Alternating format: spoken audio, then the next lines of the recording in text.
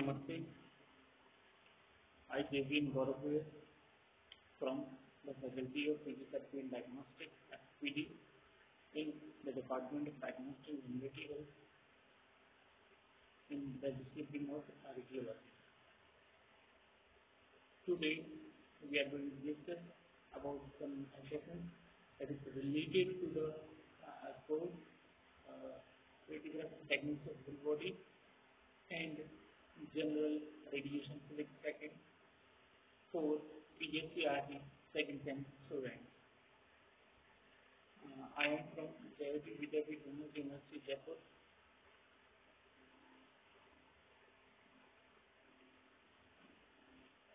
These sessions are necessary or important to study when we are working in a radiography field, radiology field. Okay.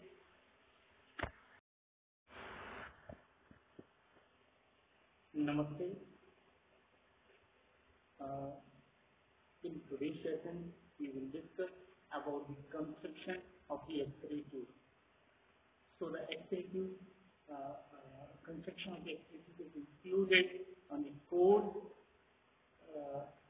General Radiation second in BSc second semester. Let us discuss about the construction of the X-ray tube. The X-ray tube consists these components, like first one is the glass envelope, second is the cathode, third one is the anode, and last is the protective housing. So let me discuss about the glass envelope. Glass envelope, it is made up of Pyrex glass, able to withstand tremendous heat. Means it is very much resistant from heat. Tube maintain a vacuum or tube window, a segment of glass that is thinner than the rest of the glass envelope. It contributes to inherent filtration 0.5 mm aluminum equivalent. Cathode assembly. Cathode, it is a negative charge electrode, two primary parts.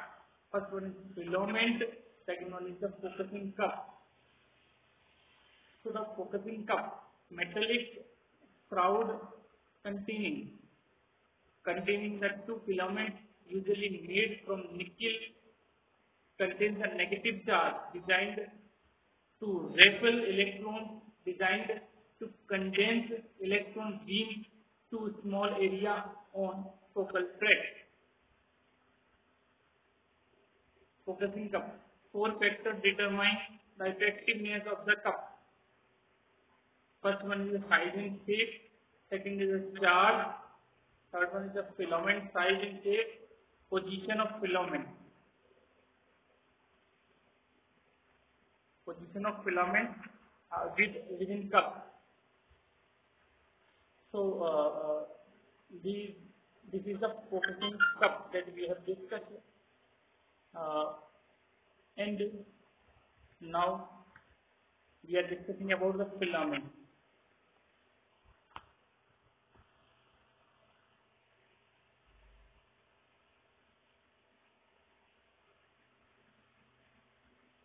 Filament is a small coil of radiated tungsten.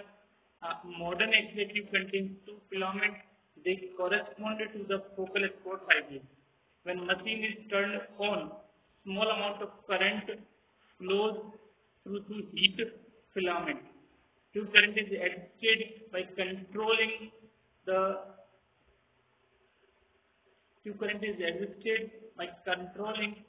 heating of filament or kilovoltage or potential, right?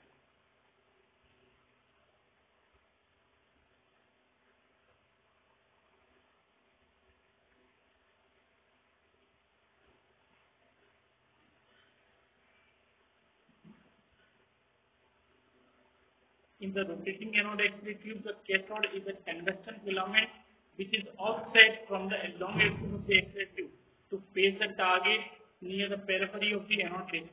Usually, rotating anode tubes are fitted with two filaments. One is larger than the other, placed side by side in the cathode assembly.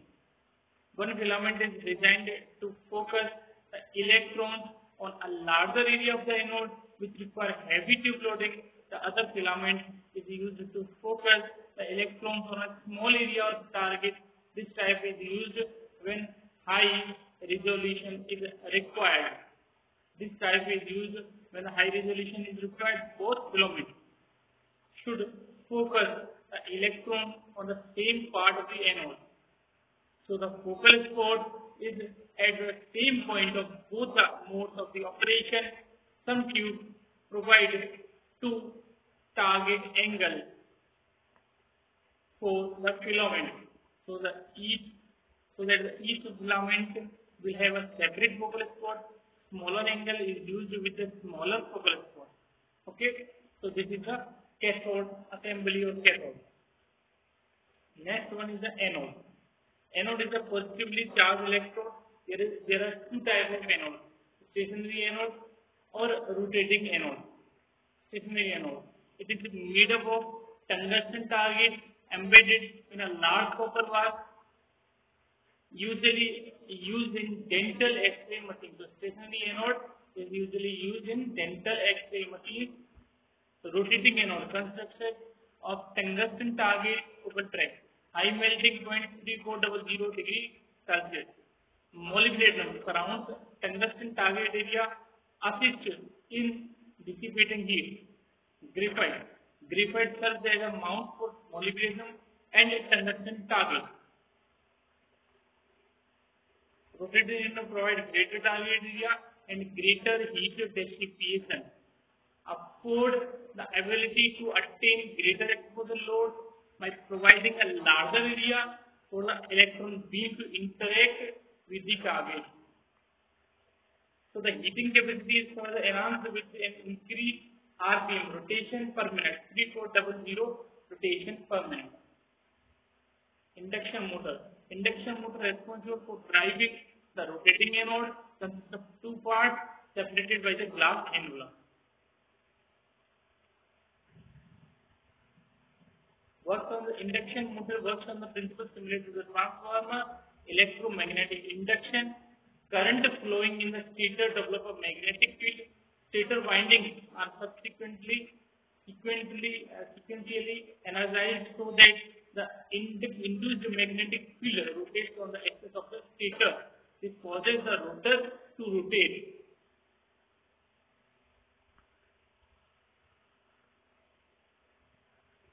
Protective housing or housing. The tube housing. The tube housing supports, insulates and protects the tube insert from the environment surrounding and the tube insert. Especially oil is provided with helps heat conduction and electrical insulation. Many X-ray tube housing contain bellows. As the oil expands excessively, the bellow activates a microswitch so that the further use of tube is prevented. Okay. So in this session, we have discussed about the construction of the X-ray tube, the component of the X-ray tube. Like first one is the glass envelope, second is the cathode, third one is the anode, and the protective housing. These are the basic component or that the X-ray tube consists. Okay, thank you. Namaste. In today's session, we will discuss about the soft and hard X-ray. That is a part of general radiation, which second in the PhD second semester. These soft and hard X-ray basis on the energies of the X-ray. For the hard X-ray is more useful for the treatment of general, for the imaging of general radiography and the general radiography. Okay. So the X-ray of longer wavelength or lesser energy are known as soft X-ray. these X-rays have low energy. Soft X-rays have energy 0.09 to 2.5 keV range. So the range of the energy is very less, or these are the low energy X-rays, or the longer wavelength. They have longer wavelength, so these X-rays are called soft X-rays. For after filtration, these X-rays are absorbed, and only hard X-rays or high energy X-rays are emitted to the filter, like inherent or added filtration. Hard X-rays. X-ray of higher energy is known as hard X-rays. These X-rays are useful for an imaging or treatment field. Useful form of X-ray. Useful beam of X-ray. If the kinetic energy of the accelerating electrode increase, electrons increase, then cutoff wavelength will decrease, further resulting into the production of X-ray and lower wavelength, which are known as hard X-rays. So, if the kinetic energy of accelerated electron increase, means the kinetic energy is high, the cutoff wavelength will decrease. Wavelength cutoff will decrease, further resulting into production of X-ray. So, it results the production of X-ray of lower wavelength or higher energy, which are known as hard X-ray. So, hard X-ray are the useful beam that is used to imaging and treatment field. Okay, so in this session we have discussed about the soft and hard X-rays.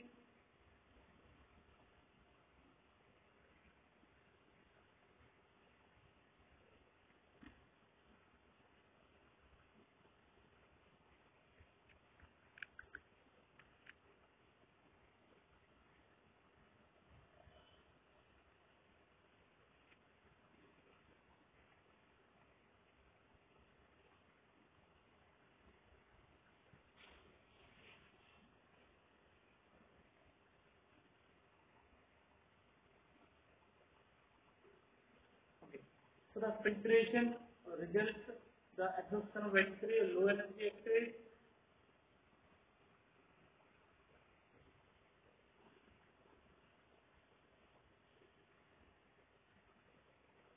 Because only the high energy X-rays penetrate to the patient or from the image. The low energy X-rays are absorbed in the first 3 cm of tissue, thereby increasing the radiation dose. So the low energy X-ray only contribute in the increasing the radiation dose of the patient. The introduction of filter absorbs this low energy X-ray and reduce the patient's dose. Okay, thank you. In this session, we have discussed about the soft and hard X-ray beam and how the filter absorbs the low energy X-ray beam, which reduce the patient dose. Thank you. Namaste. In today's session, we will discuss about the focal spot size or focal spot area.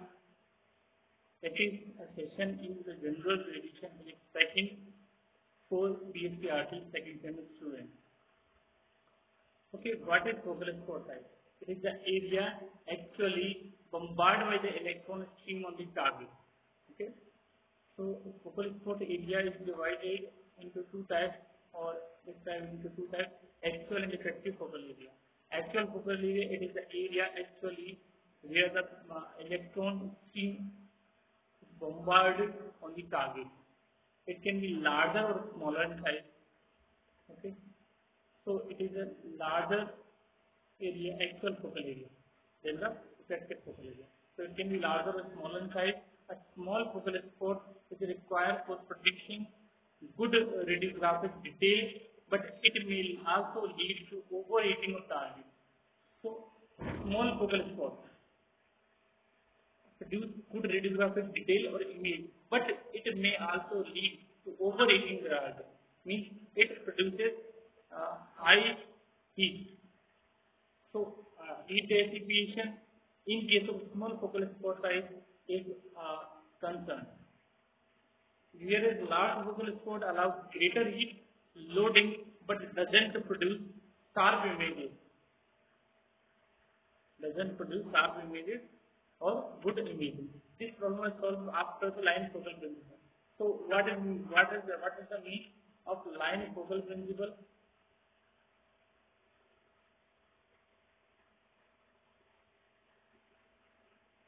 The target of an X-ray tube is mounted at very steep angle theta with respect to the motion of the incident electron. And the X-ray will appear to come from a small focal area, whereas the electron bombard relatively a large focal area. So where the electron is bombarded, that is the actual focal area, and from where the X-rays are filled, that is the effective focal area. Therefore, the heat is removed very quickly.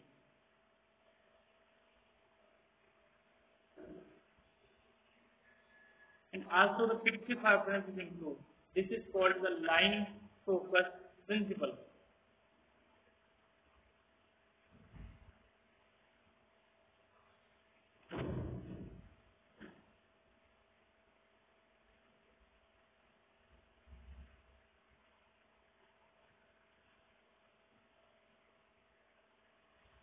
We can understand, we can easily understand the line focus principle or the focal size or focal spot size. By an example, consider the electrons that are made to strike on a target of length AB and width CD. Width CD, let us theta is the anode angle, then the CD means small length is equal to AB into sin theta multiplied by sin theta. The loading gain is equal to actual focal area divided by effective focal area. So actual focal area is the area where the electron emitted from the cathode filament strikes on the target. CD is the area from where the X-ray, useful X-ray beam is produced. So this session is over. In this session, we have discussed about the line focal principle, but mainly the focal spot sizes, different actual focal area or effective focal size or effective focal area. Okay, thank you. Thank you. The session is over. I think you all satisfied with the session. If you have any query, then put it into the comment box. I will resolve it later. Thank you. This session is powered by Digital Version 2.0, Jayoti Vidyapeeth Women's University, Jaipur.